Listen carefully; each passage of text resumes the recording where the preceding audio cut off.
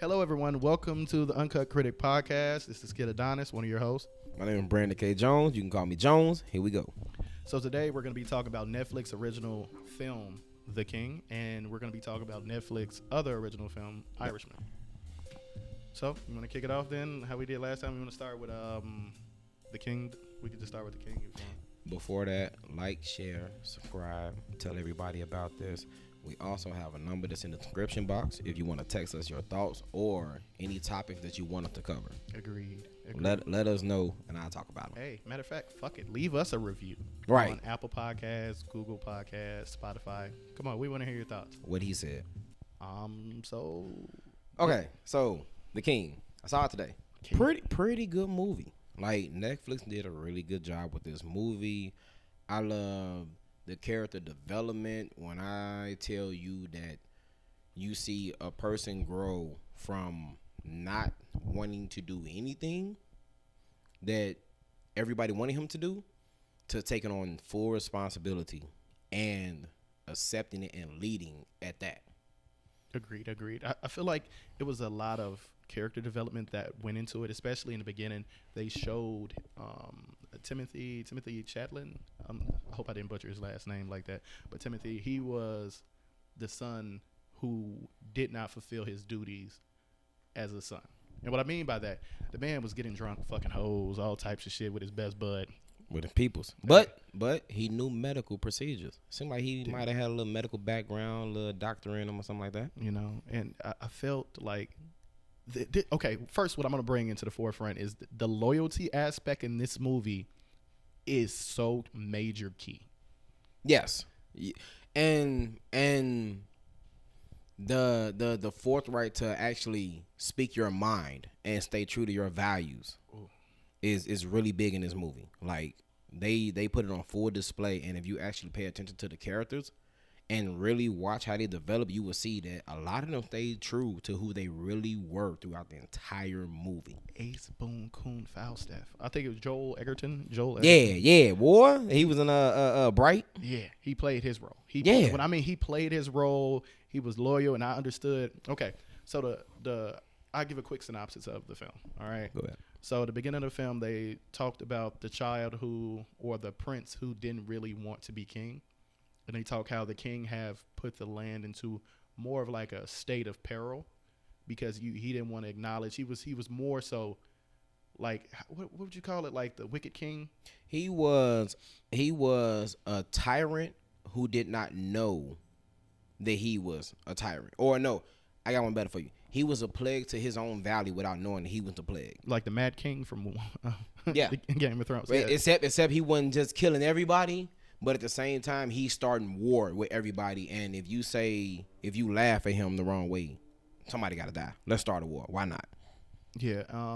And what I liked about it, their father, which was the king, he was very to the point. You could tell he was educated. There was a scene when they were all at the table, and he's talking all of his the lords of the land, and just describing what's going on. And one of the lord's son had spoke out of term. And Hotspur. And when I mean he spoke out of term, when you're young, you do that not knowing any better or who your elders is. So what he said was true, but it was still out of line in complacency to what the king wanted. Threatened, and I'm pretty sure didn't Timothy kill him? So okay. Before that, I'm gonna bring it back. So yes, he did speak out of turn. Okay. Kinda. What? Kinda. I'm like, the king? You would talk to a king like that? He didn't give me the semblance that he was a king at first. Oh, like when I first saw him, I'm like, is that the king? That's the man? You don't know. Because he came out coughing like he was dying. He came out in his little bathrobe. You could be dying all you want. He was at the end of the table. So what I'm saying is I didn't know that. Okay, it was somebody at the other end of the table. Hey, I'm just saying. It's somebody at all tables. Okay. Somebody sitting on all ends and all sides. Don't matter. Yes, he was the king, but bro also said what needed to be heard. He spoke out of turn. I'm not disagreeing with you with that. Okay. But he said, like you said, he said what needed to be heard. And from my point of view, and if I was sitting in that room and he said that and I shared the same thoughts that he had, the same sentiment and all that, then To me, he didn't speak out of turn because he said what needed to be said at the point in time. We can't keep sweeping everything under the rug. Like the king wanna act like everything is all hunky dory. No, we can't keep doing that. You're steadily starting wars for no fucking reason. Agreed. So yes, it might have been out of turn in a sense because of who you're talking to, but at the same time, I'm like, was it really out of turn because you needed to hear it? And if I'm your trusted advisor, you need to hear that. I think he needed that honesty from the boy, but he still was a boy talking as a man. Yes. In a room full of men of power and talking to the ultimate one with power. He can cough all the fuck he want, but he can have your head chopped off at the table while your father watches. You know? Yeah, but he didn't. He didn't, and I honestly don't feel like he really could have. I don't think he could have, but I think it's one of those you're supposed to know your place. That's why he brought up the metaphor during that conversation of how you can jump over the wall, and over that wall, you know, it is freedom, but at the same time, there are foxes. Right. Let the chicken out. The chicken flapped his wings enough to clear the fence, but at the same time, so did the foxes. Yeah, there are the foxes. So, yeah, you're right, but at the same time, that analogy didn't fit him too well. Like the king wise. I feel like the reason he told him that is because being in the position he is as a king, you have to deal with the foxes that are around you 24/7. So you are aware of your enemies. And I think he brought this to more in like a metaphorical term of it is that you don't know who your enemies are if they are foxes. But I know the possibilities of what can happen, but I don't know after this point. You know what I mean? Right. So he's telling him the reason why I haven't done this is because there are other like what's the term I can say? There are other problems out there that I don't see always, but I prefer not to take the risk of dealing with that. Right, but at the same time, if that person have been loyal to you and they got caught, then you need to help that person, number one. And then at the same time, Hotspur made good points. We have been in nothing but war since you took the realm. Agreed. Since you've been at the top, we have been in nothing but war. All that lavish that we thought we were going to have, we did not get that. Agreed. So that notion, you needed to be told this because while you talking about this other problems that you do not see, you're not even dealing with the ones that are in front of you, in front of your own people. Agreed. You have civil things you're not even dealing with, but you're steadily trying to start stuff outside. No. Forget them foxes on the outside. You need to deal with your foxes on the inside that you are creating because you're ignoring your problems. I think a lot of people fear him. That's why his father was apologizing. That was the big thing. But when let's move a little bit more into Yeah. So, for example, that war, that quick little war where Hotspur lost? Yeah, when Hotspur got killed. After talking all that? But the thing is, it was a good one-on-one, and I'm glad the big brother stepped up to tell him the reason why he didn't want to take this accolade of becoming the king. Let me tell you about this one-on-one. Okay, you just didn't like the fight. No, actually, it went totally different than what I had in my head. Well, you thought I thought Hotspur was about to just fold them boy up, cause bro looked like he rolled out of bed, bro. But the thing is, he knew fight. So wait. So at the point in time of me seeing it, I'm looking at it and I'm like, damn, bro, like he rolled out of bed. Like he really about to die for him, brother. I mean, I respect that, but at the same time, you the older brother. Right. So I mean, that's your duty, but at the same time, your little bro stupid. But you know, you gotta do what you gotta do to protect them. Like I feel like my brother would for me. Mm-hmm. By that notion, when the fight actually started, I'm like, he can't fight. He don't. And then I'm right. He a little scrappy one. Wait, he actually can fight through that drunkenness. Wait a minute. Come on, Hotspur. I thought you were the main person. Oh, you not the main person. Oh, damn, he stabbed you in the face. Oh, no, I'm sorry, the neck. And then you drowned in your, and then your father had to sit there and watch you die like that. That was an honorable fight.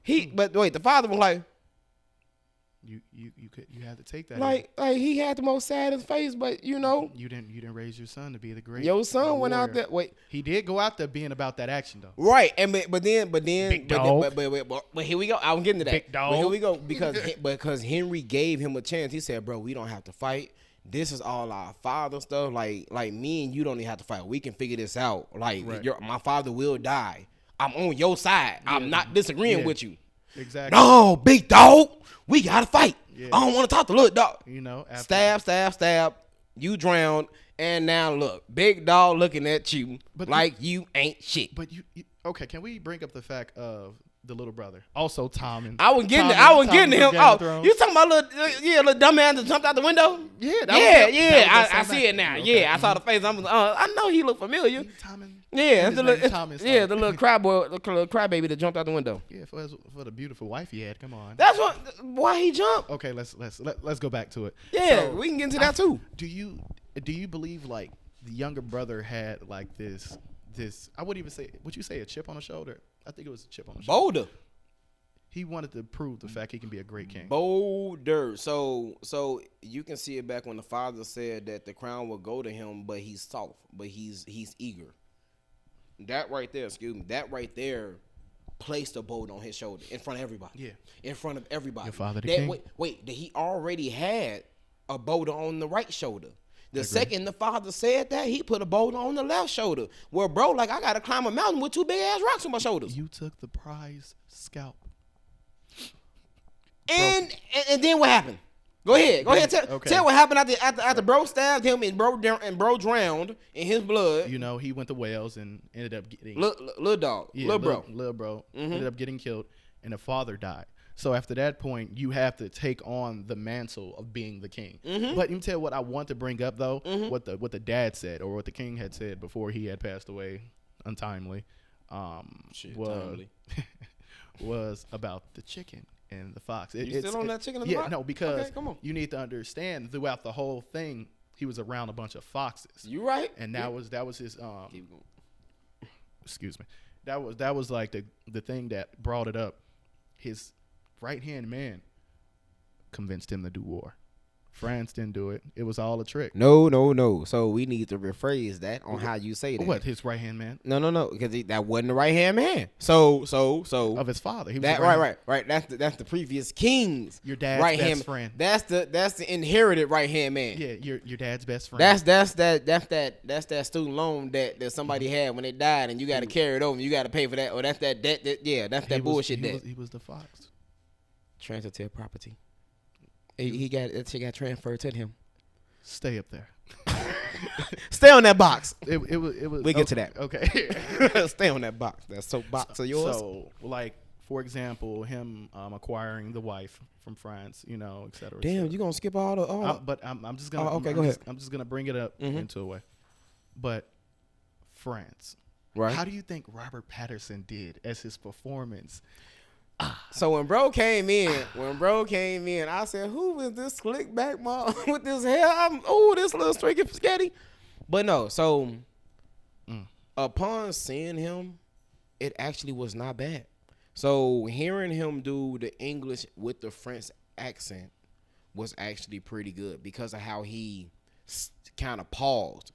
And but I felt like the character, especially initially when you first saw him and he was in the tent. Yeah. I felt like he should have or could have to made it just a little more real. Okay. Look to his own people and be like, so what is the word? You know what I mean? To like give it that little bit more I'm kind of still learning this, or I know this language, but it's not my first language. Right. So I forget certain words. Right. So yeah, that's the word. Yada yada. You know what I mean? Yeah. So, but honestly, I really liked how he played that character. I really liked how that character transitioned in the moment. Because when you first met him, you like, oh, he kind of all weird and kooky, and then he instantly, I'm about that action. Let's get it. Like, let me tell you why I'm here. I'm not here to surrender to you or to take you to my father. I'm here to tell you what I'm going to do to your people. I will kill them all. And I'm going to sit in your tent on your chair in front of your people and tell you everything. And what you going to do? Accept it. And walk out. Bitches. And say you tired. I loved it. I loved it. Like that scene. I'm like, bro, y'all ain't going to kill them, bro, where he's sitting? Nah. We are men. That's what I wanted to bring up. So I really like how this movie showed the honor factor. We did not touch that. We'll come back to Robert Pattinson. We talked about Robert Pattinson. Right. New Batman. Edward. We'll come back to him. We'll come back to him. Jacob. No, he was mad then. We'll come back to him. But I really want to talk about how the honor system was a big thing in this movie because if you notice how a lot of the kings went to other camps by themselves. But they had like a little squad. A little. No. When Hotspur rode off by himself, he was by himself. Yeah. He left everybody and talked all his shit and said, where Big Dog at? All them people could have killed him. Mm-hmm. He sat there. Where Big Dog at? It's a sense of respect because you wouldn't want that to your exactly. So, and that's why I'm like the honor system and like you said, the respect factor in that time and age when your rank was up there. Because again, mother came in your tent from France. The prince came in your tent talking that shit in your tent, and you left your tent. He didn't leave. You left first. You supposed to surrender to me. John, take a walk with me, and we out. And that's what happened. This motherfucker hair flipped him. Even better, when Henry rolled off, okay, by himself to the French tent, okay, and bro said, "Are you here to surrender? Oh, I ain't here to surrender. Right. Oh, I ain't here to surrender shit." Telling all that. Hey, I'm letting you know, me and you can go 1-on-1 right now, bro. I can go ahead and rock you real quick, stab you up about 5-10 times. No. And your man can be safe, and we can go home. No. Oh, you don't want to do that? No. Oh, well, I ain't here to surrender, and I'll meet your ass in the mud. Hold up. Gotta go. Hair flip. I don't. We have war. Let's do war. And then, do you want to talk about the war? Do you want to talk about what the fuck he did in the war? Now, I ain't talking about Henry. I ain't talking because Henry was the goon. He was about that action. Henry is the most spunkiest goon that I seen when he jumped on. We gonna come back to Henry. We gonna come back to Henry. We gonna come back to Rob. We gonna go to the best friend. Because John from man. John was true to himself and to his character. Do you think he mistreated him? No. After he became king? No. Do I think Henry mistreated him? After he became king. And he forgotten him. Because that was a big thing. They was ace coon. So yes and no. And I'm gonna paint this picture in regular in the time we are now in our life. Okay. When you get a new position and you he's the king. That ain't no position. The king is a position. That is, bro. I'm telling you. The lifestyle. You want to change? You want to say that? Shit, I don't know what. To say. When you gain when you break through the threshold. It's when you level up. Hey, that more than like ASAP first. Hey, he on a new level, bro. All right. Okay. So here we go. I got one for you. Okay. When you reach the top of the realm. Right. Yeah, okay. When you reach the top of that, you become occupied. So at the same time, yes, he did forget them, but at the same time, he got a million responsibilities that were just thrust on him since yesterday. Father dying, little brother dying. That he has to take care of, and then he got to take care of everybody. Okay. Not just my mans and my other mans like I was doing the day before. Right. Not just going to check on my little brother like I was doing the day before. Right. No, I have to take on everybody needs and concerns. So for them 3-4 weeks that he was gone, yes, you forgot about him, but no, you did not forget about him because what happened? The second you was like, all right, we going to war. I need somebody to trust it. Who did you go get? You went to go get your. You see what I'm saying? Like so, your man was ready for it, and I love them for that real loyalty, and that's why I kept bringing up this film had so much loyalty and honor. Yeah. Made you fuck with it. Yeah. It kept you engaged because you wanted to see what that person would do next and if they would stay true to who they are. And if you don't believe me, I want you to look at Robert Pattinson's character when he was like the Prince of France, whatever the fuck he was. Yeah. And he tried to do the 1-on-1 and he was like, fuck that. And then when they brought him down for the 1-on-1, and that motherfucker was scared. Man, I mean that nigga was scared. So rewind. Like an anvil falling on your head and you motherfucking coyote scared. Bring it back. Bring it back. Cause we gonna talk about we're gonna talk about how Henry was in that war. Because Rob came in at the end. Rob was a little punk when it came to that war. He talked that action. Hair flip. With them hair flips. Watch what I do to your kids. My man gonna stab your kids. Yeah, here we go. We're gonna stab him up. Hey, little kid, I need you to do me a favor. Can you deliver a message for me? Carry this head back. That's all he had. That's it. So, by that notion, Henry. Okay. Did we discuss how John died? Did we get to that? Are we gonna come back to that? We skipped about John. Do you But wanna- it's all in that realm. It's all Right. in that Okay. realm. The Okay. battle, the big battle. Okay. So they had the big battle. Like John came up with an idea and said, you know what, we're gonna leave a little pack of men. It's mud out there. It's boggy. It's gonna rain tonight. You know, we're gonna leave a little pack of men, and I'm gonna lead the charge because it's my idea. And I'm gonna take them out there. We're gonna be the decoy. If I die, I die. If I don't, I don't. I might see you tomorrow. I might not. What you gonna do is let everybody come in. I mean everybody. Every horse he got. Let them come in. And no matter what you see. If you see me die, let me die.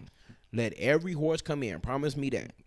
When that happened, all the people without armor, whoop their ass. Go. Come crazy. in. Pincer attack. Whoop they ass. And they was going through something. They was really, really. It was like that ending with Jon Snow. The Battle of the Bastards. That's exactly what was going on. Bro was fucked up. So you got the friend out there who led the charge. First thing that happened, bro got hit by a horse. I'm gonna tell you that now. And I thought bro died right there. I was like, damn, that was quick. But he did not. At all. He survived and took out so many people. Yeah. But then I feel like he kind of got suffocated because they kind of got bogged down in the little water shit. And all them bodies with the horses and the mud and the blood and the boo boo and everybody getting clamored in between. He suffocated and he died. Loyalty. But yeah, he did die for loyalty. Yeah, he was loyal as hell. He stayed true to the way because he didn't even want to go. Right. He told Henry back in the bar, "Hey, I don't want to go to this shit." I don't want to die. But Henry was like, you know, I'm sorry, this heavy on you, bro. Like, fuck it, I go. Right. Henry was a goon. He got out there to that war and led that pack, and that motherfucker got out there, and because he gave the sword up. He was smart. He took the little pickaxe, like a little point. It go right through your little armor. Mm-hmm. He pickaxed the shit out of niggas through there.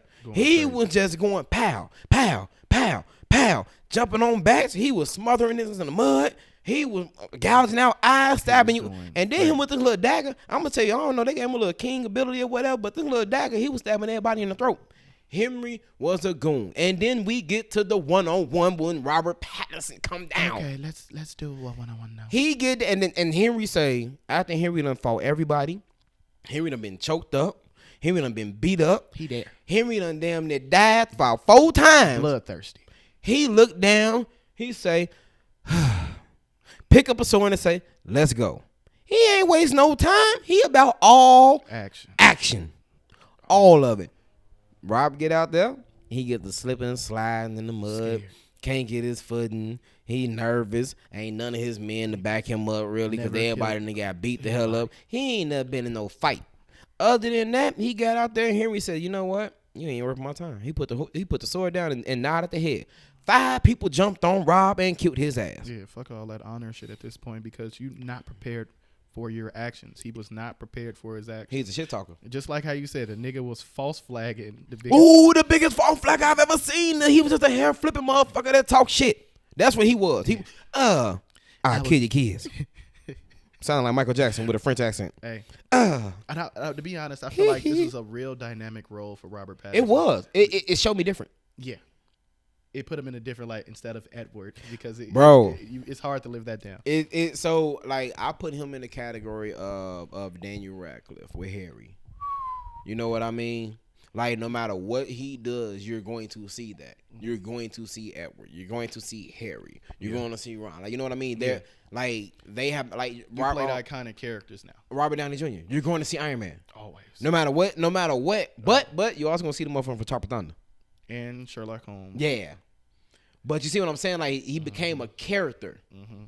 So it's not even necessarily that he be the famous one, it be the character that he played. And I feel like this is gonna be another character to where I might not know the name, but I know he was that French dude that was weird and he's the shit talker, the hair flip. Mm-hmm. He was the shit talker that couldn't fight, but he had exactly. That's all he had.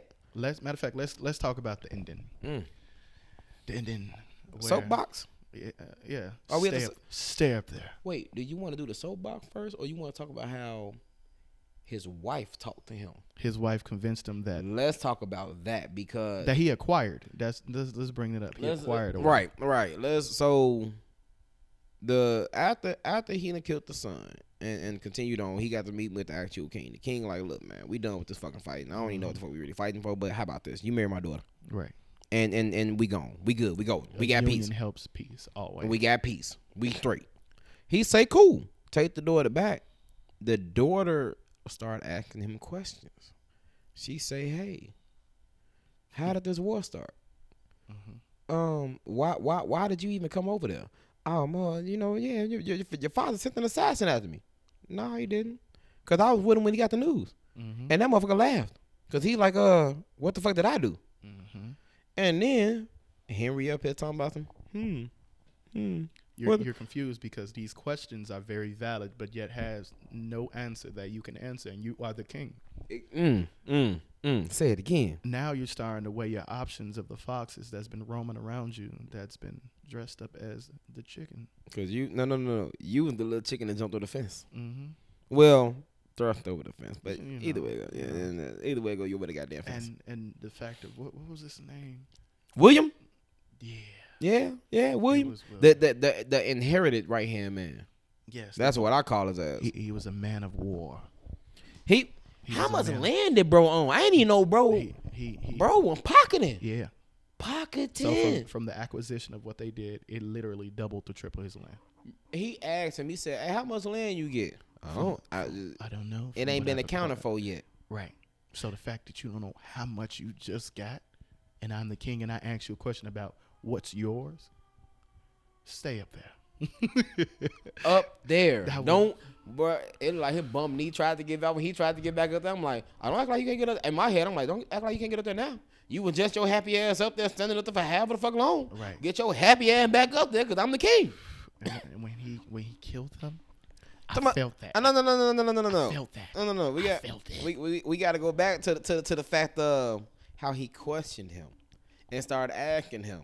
The same way his wife did. So how did you meet that assassin? Oh, I failed to remember. Did he come to you in the street? Yeah. He came to me in the street.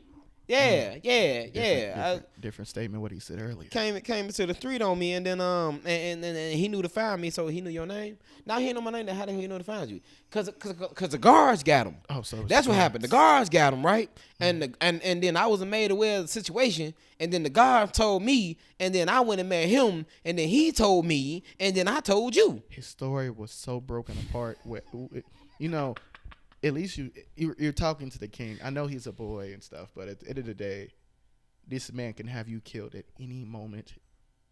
Any moment. He did. So when he killed him himself, boy, that was the quickest little stab in the back of the head. His mother came down. I gave you peace. No, we forgot.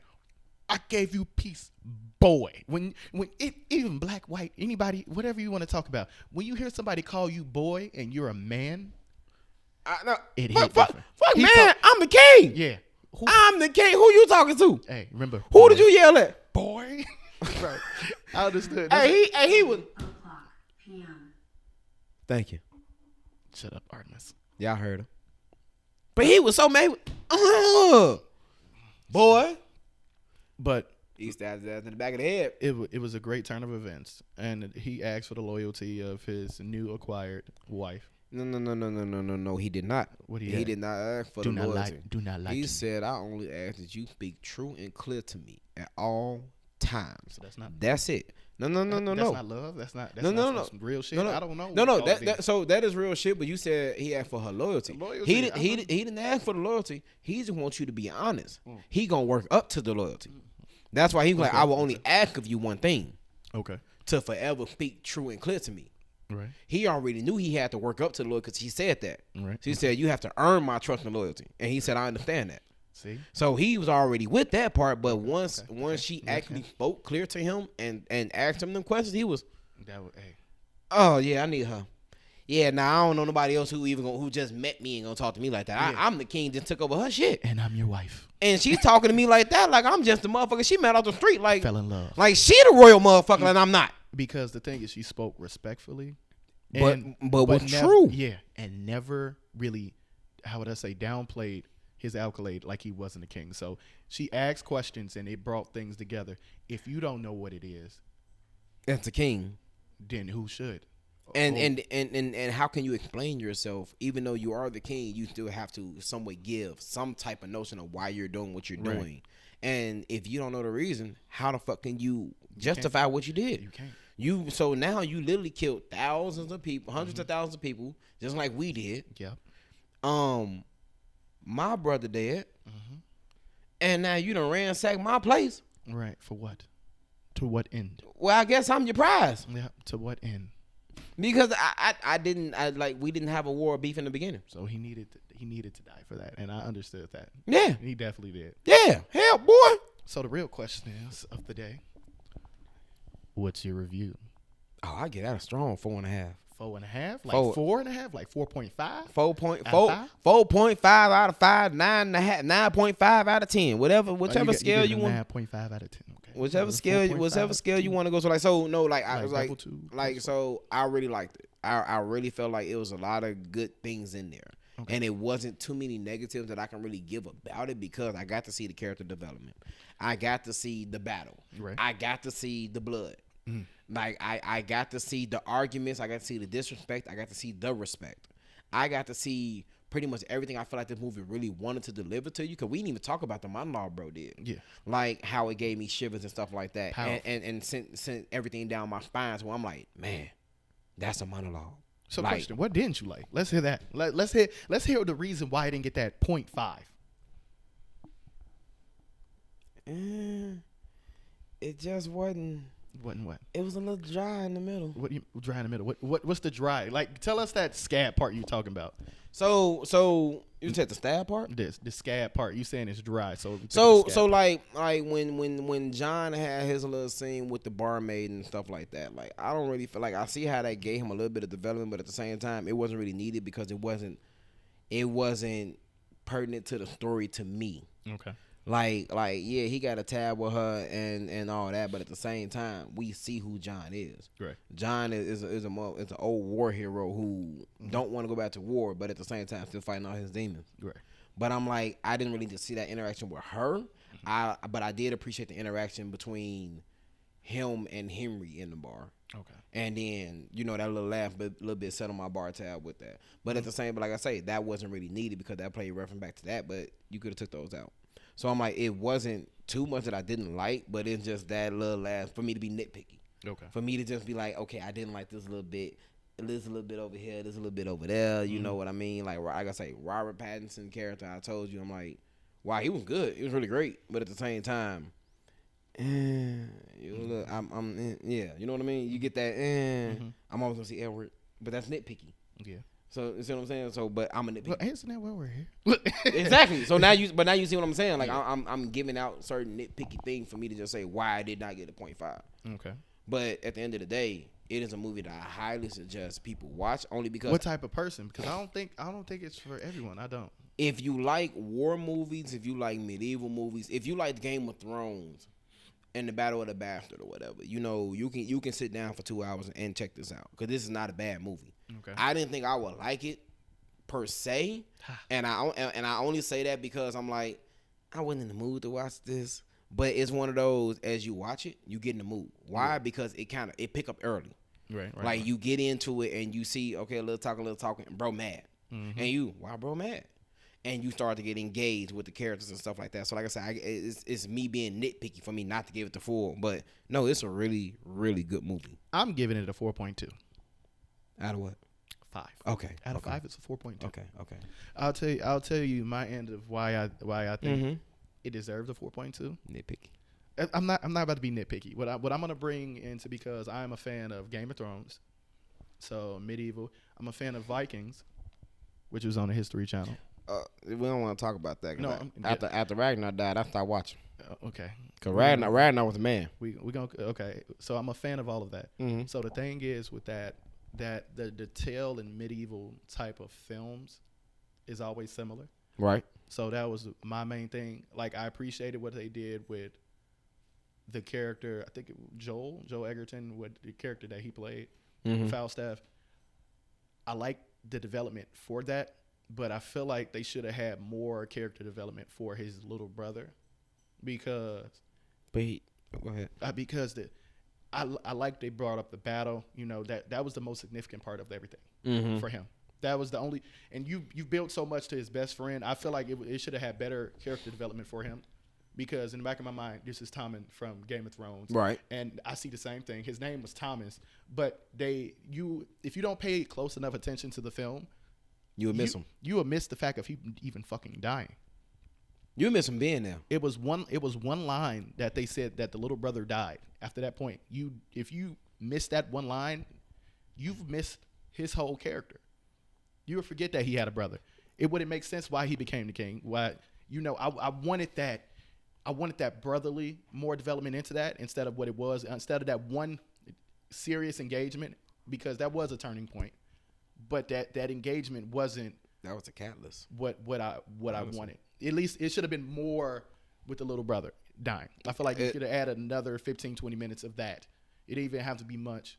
It could have been a little bit more important. That was my problem. Especially, I'm going to cut you off, but especially with him being the catalyst on why everything else transpired. And that's why he even had that battle. I'm like, and for everything to transpire how it did, the little brother dying, because the little brother was supposed to be the king. Right. And him dying made Henry the king. Henry being the oldest was not the king. That one line. So I can see what you're saying. That one line. On that aspect, but at the same time, that was the guy. Little dumbass should have stayed the fuck in the house. I agree, but I feel like I don't have that passion towards it because you didn't give me that.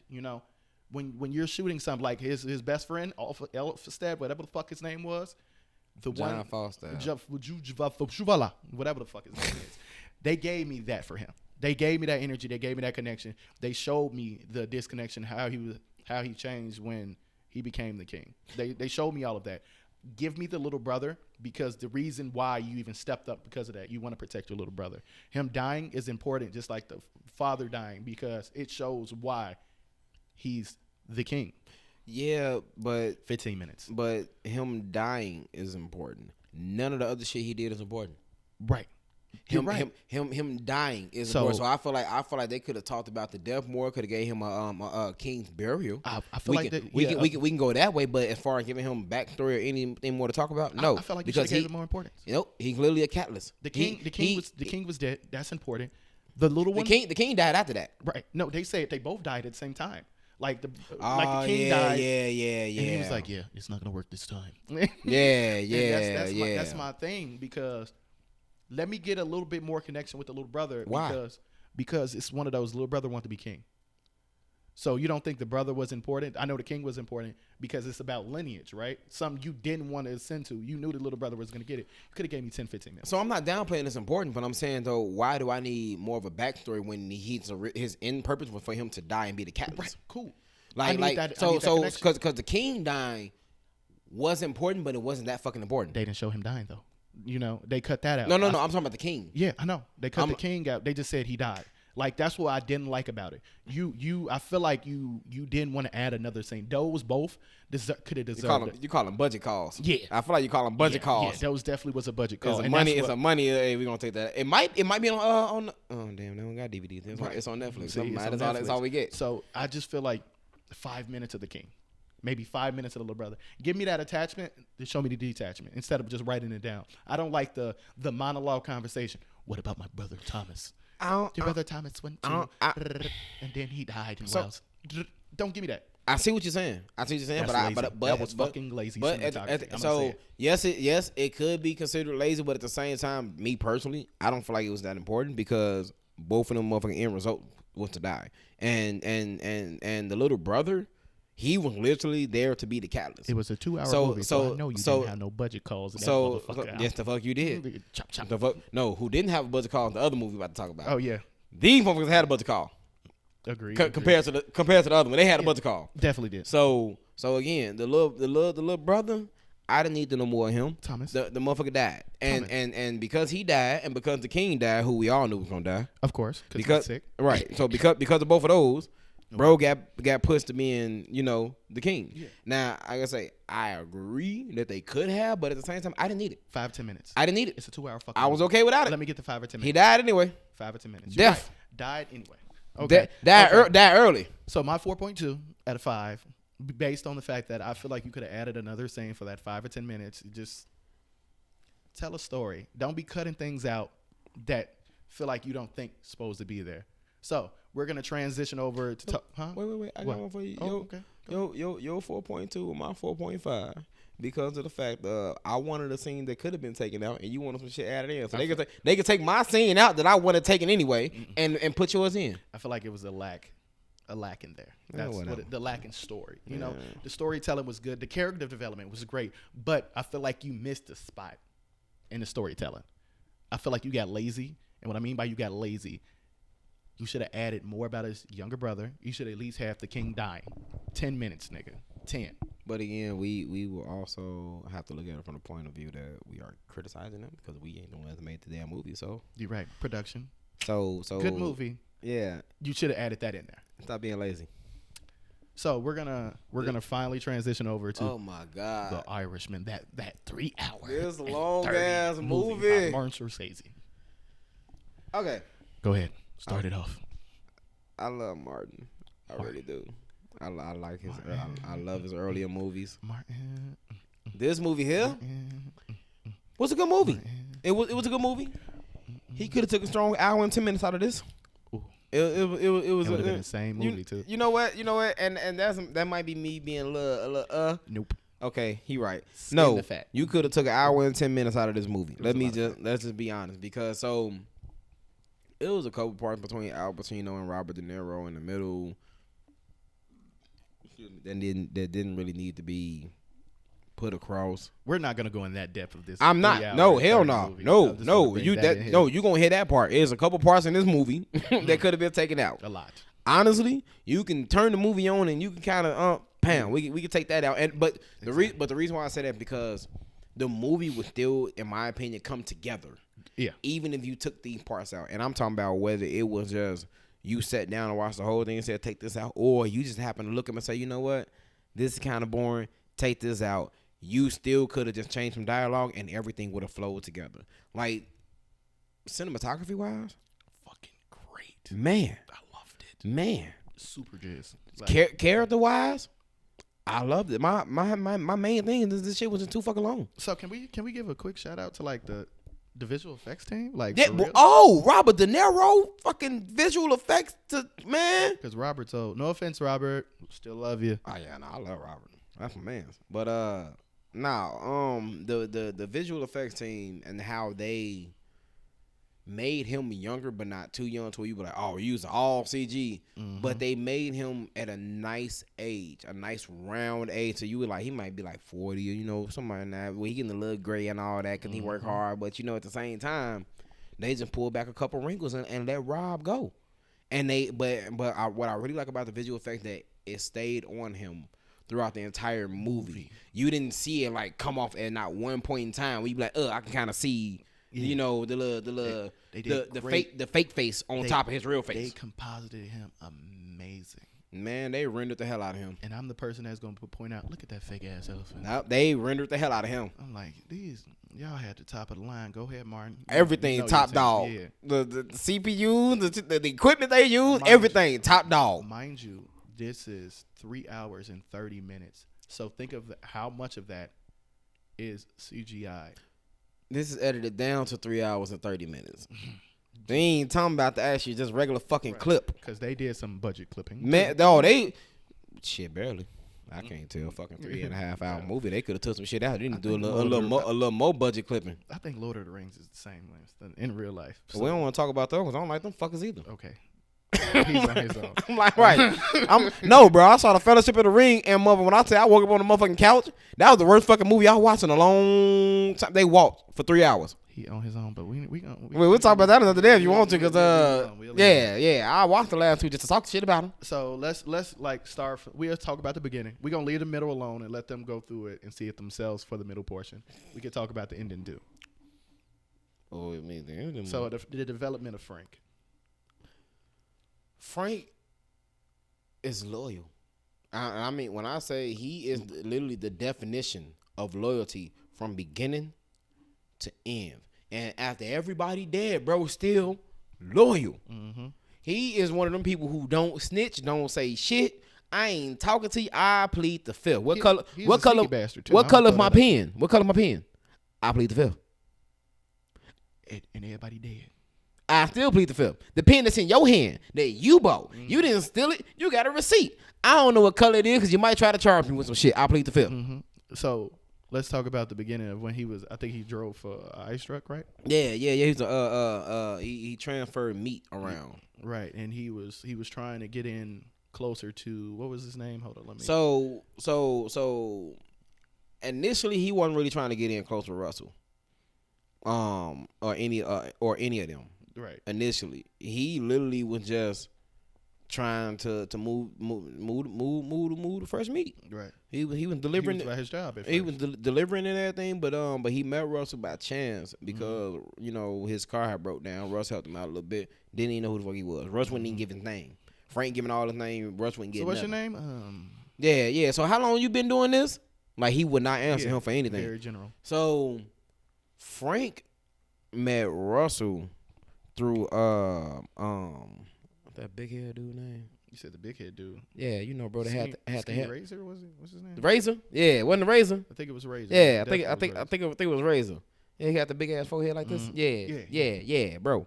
Like he met him through him, like somewhere, but it wasn't really. That's when he was bringing him the fresh meat that he stole off the truck. That's what I was getting to. That's what I was getting to. Okay. That's how he met him to where, bro, like, hey, I can get you a fine cut of meat, bro. Like, we'll talk about it. How many can you give me? And they just started working through there. Frank got in a little trouble because of that. Being slick. And then my man Razor got the lawyer put on there. Got him out the jam. The complete jam. Hey. I'm talking about the whole jam. He told him, he said, what about stealing? He was, can they prove it? And that's no, I don't think so. He was, no then. Fuck it, you good. You didn't do A, B, and C, and they can't prove D. Fuck it, we gone. Exactly. Let's go to court and talk shit, and they gonna let us go. And that's exactly what happened. Bro got to court, said this, that, and the third, told everybody here working, man. The judge got mad and said, I'm gonna need y'all to apologize, bro. Like, I apologize on, no, not you. You motherfuckers. If you ever bring a working man in here again, I'll shut this shit down and I'll let them sue you. Like, instantly.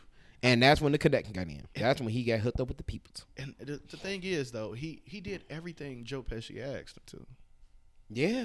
Everything. Like, so I don't, like, personally, I kind of feel like he might have saw a father figure in him, but at the same time, it's like it didn't seem like he was the type that grew up, I don't even think it was a father figure. It's the other one. Like, you genuinely look up to somebody.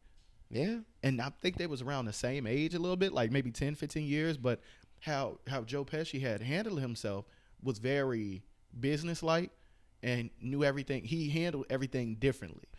But so, like, President of the Union, right? President of the Union. I think it was the President of the Union. Who? Pesci. Wasn't he president? No. Who was the president of the Union? No, that's Jimmy Hoffa. Oh, that was... Yeah, that's Pacino. No.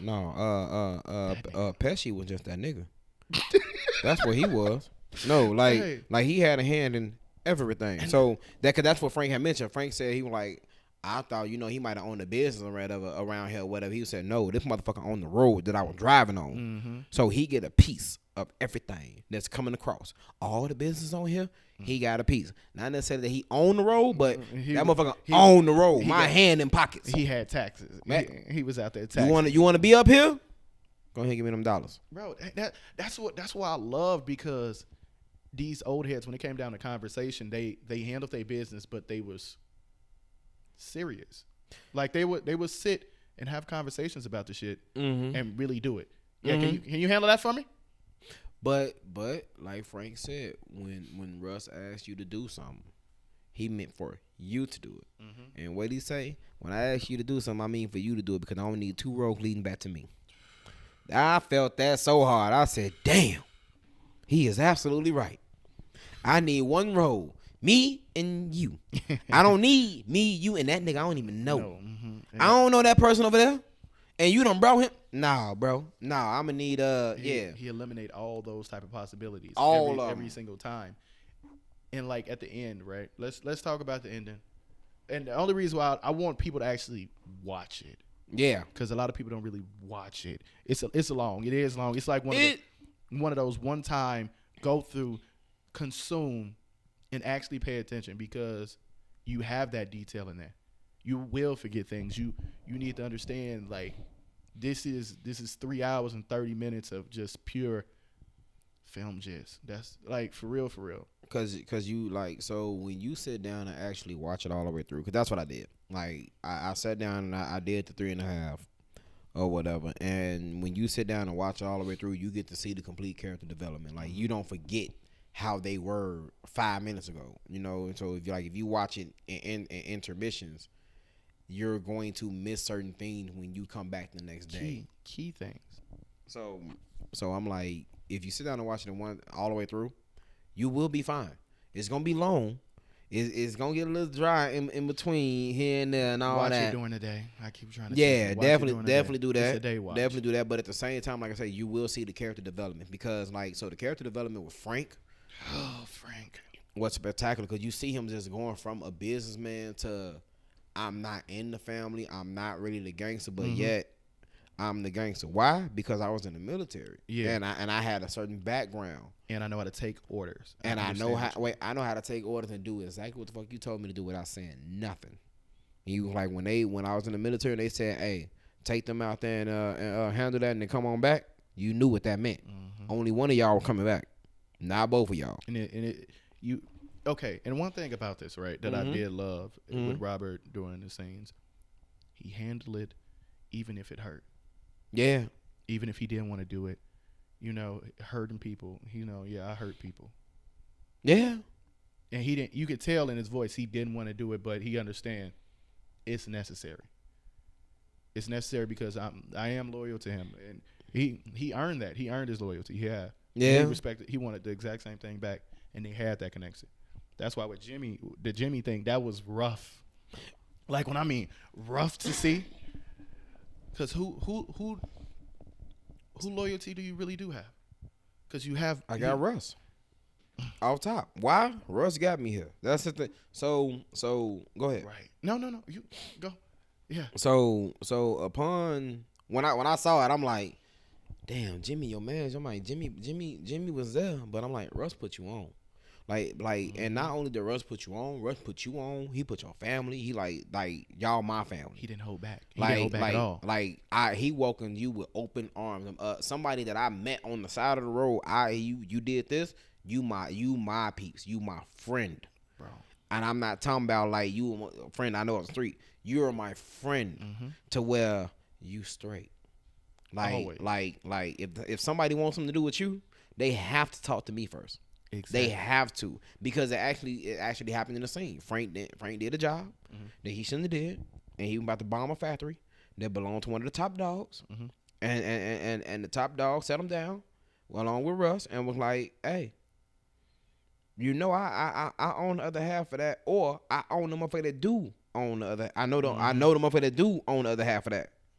He was, yeah, man, I didn't check, and Frank was like, I didn't check, I didn't know he was. Bro was like, all right, that's cool. You lucky your man's over here talking about you. You lucky your man stood up for like, you don't know how good a friend like you got. He was, I know, no, you don't. He was like, because I was all about letting the Jew mob have you. He was like, but your man spoke up. Right. He was like, so you don't know how good of a friend you got. I'm like, damn, he about to let bro get whacked. Yeah. He was about to you out. That's why I'm like, every scene was very calm. Yeah. But deliberate. That's the word I'm using. Every single scene was calm, but everything they did was deliberate. It had a message. It had a meaning. Katana cut serious. Man, like every word they said, they meant. Their body language, like you got to feel. Indirect. It was so indirect in certain scenes about it, Go ahead, Martin. I'm sorry. Nah, I gotta say, I don't know to commemorate the actors or Martin on that because the director's vision is what led to that, or just the experience. Because how Pesci handled himself was so calm and natural. And he didn't take he listened to everything you said. Every word he said was meant with intent. Everyone. But at the same time, so who are you? When you say who to get recognition to, I say all of them, and I say this because Visual effects team, Huh? I was like, it's mainly because of the fact that they've all worked together before. This is not their first movie. Like, all of them have been together. Al Pacino with Joe Pesci and Robert De Niro and Martin. Like, so they know how they feed off each other, how everything works, what energy to give. Like, so when I say I give it to all of them for accepting the role and giving out the role, because he already knew who he wanted his head. Just like his next movie that he got with the next movie he got with Leo. He know what's going on in his head. Oh, see, I feel like all great directors do that though. Because once you work with somebody and you find that person that's like, when I got a movie in my mind and I'm like, I can't really think about, but I know that person gonna do it. Let's go get it. Like Quentin and Samuel. Yeah.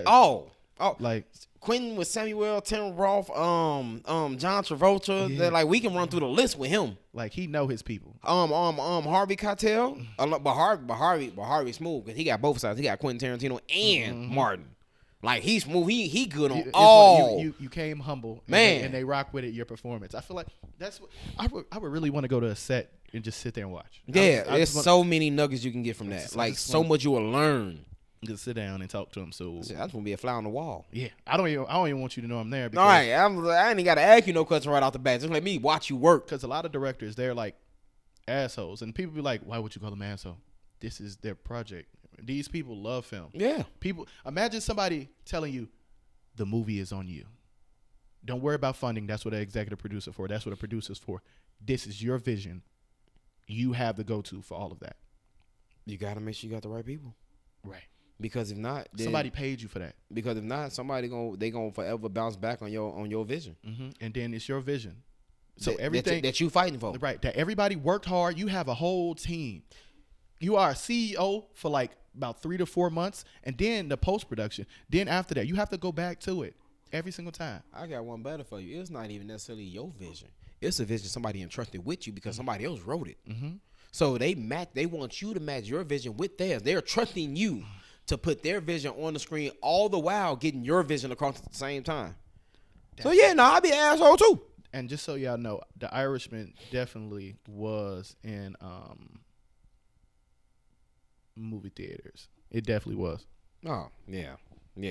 But you don't want to go to the show to see it. You can go ahead and check it out right there on Netflix and all that. But now we didn't talk about the ending. The ending. Now, the ending to me is where it fell flat. But I liked how they went back and showed Rob's life, Robert De Niro life, and then they jumped back to where everything was current. Cause I damn near got confused for about 5 seconds. I'm like, wait, are we back or we forward? And then when I looked up and I saw that everything was continuing, man, I'm like, okay, we forward. So I'm like, once we got to the end and I got to see them all go to jail, like you start to see who got these charges and these charges, and they got real charges, 18 years, motherfuckers dying in jail, left and right. One motherfucker got Fat Tony, 100 years. That motherfucker got 100 years. I think he lasted about 10 to 12. You know you was gonna die in that motherfucker. That shit, die and be buried, and then gotta wait to get dug up by your great grandkids to get moved. Man. Yeah, that motherfucker died in jail. But that's how you know they was riding for it though. But wait, they got Frank on some bull. They couldn't even prove everything on him. Hey, you bought that car out of the bribe. Charge him. Right. That's literally what it was. Oh, you got that car on the bribe. We can't really prove them murder and all that other shit, so we just gonna charge you with that, and we just gonna put you in jail, and we just might pad your case a little bit, but we gonna give you them all these years, bro. And they recalled him, and I don't think Rico was even not as popular as it probably is now. Right. Back then, y'all all going down. Everybody 20 chain gang, 20 for you, 20, 40 for you. Like they. I got 20 over here, got 40 over here, got 30 over here, got 60. Y'all already old as fuck. We only lived about 75, 80 in that year anyway. Bill Cosby. Look. Hey, I think he get out soon. What? He got like a couple more years left. He might be on good behavior. He might get out soon. Man. He gonna get out. Kelly gonna go in. Shit. Man, we gonna leave Bill alone. Let's get back. Hey, Bill doing the time, and He doing what he doing over there. there. Give Irishman. Honest opinion, because of Martin Scorsese. You see what I'm saying? Right? Yeah. You can't do that. Yeah. Haha. Would you see the question? See the question because it's like do you give it the fanboy shit? Do you give it his clout or do you just give your honest opinion? Fuck that. Give your honest opinion. Honest opinion, I'm gonna get it out of 5. I'm gonna give it about a 3.5. I'm gonna give it. So I give it a 3.5 mainly because it was so long. It was long as fuck. Yeah. If it wasn't as long and this shit was chopped down to even hell 2 hours and 45 minutes. Okay. Even if we chopped this bit down to like Adventure Time, okay, I could accept it. I see what you're saying. Right. You see what I'm saying? It's just long as fuck that really fuck with me. I give it a 4, but the reason why I give it a 4 is we don't never agree on shit. Wait, the only reason why I'm gonna say this, right? Mm-hmm. I think he should have broke it up into hour segments in parts to get it his way, so people can consume. Like content. Netflix did the Hateful Eight. Exactly. Cut it up. An hour a piece, and then the last one an hour and 30. Do it in parts. Cut it off at certain significant parts, and build it up that way. Because I think people binge it better that way than anything. So I feel like it was a misinterpretation of the content. Martin, you are a great director, but I think you don't understand. One of the top dogs. You just jumped in a realm of streaming, right? They did have showings of The Irishman in theaters, but you jump in the platform of streaming and just threw it up there. So I don't think people understand your sense of film.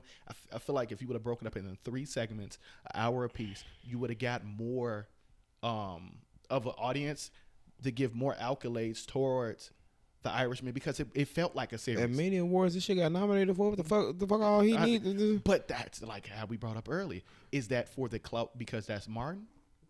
That's another importance. So it's a lot of other shows that's out there that has Martin quality, but don't get the same accolades because of that. And I feel like people don't just watch content now just to watch content. They watch content based off of the clout of the director. Yeah. Or no.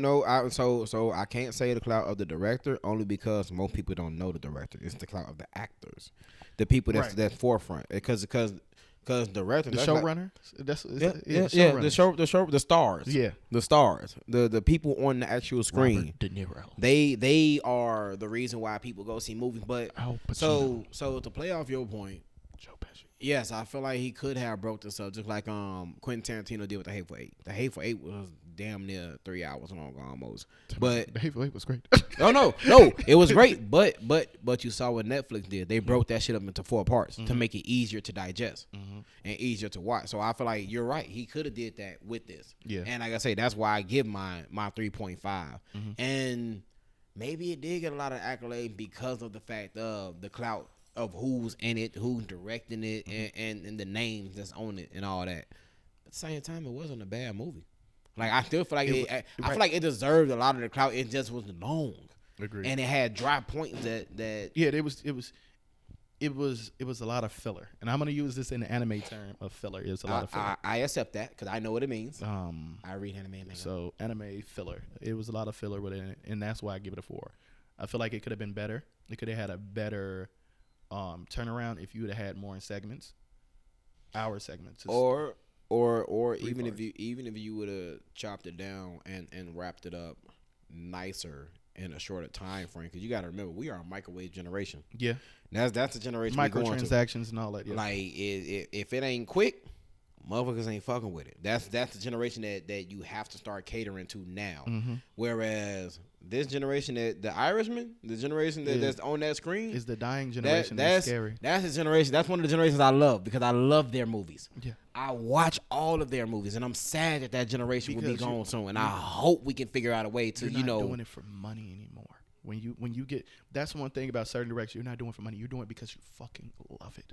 And that's the thing. That's what the actors too. Once you hit a certain level, you fucking love it. Yeah.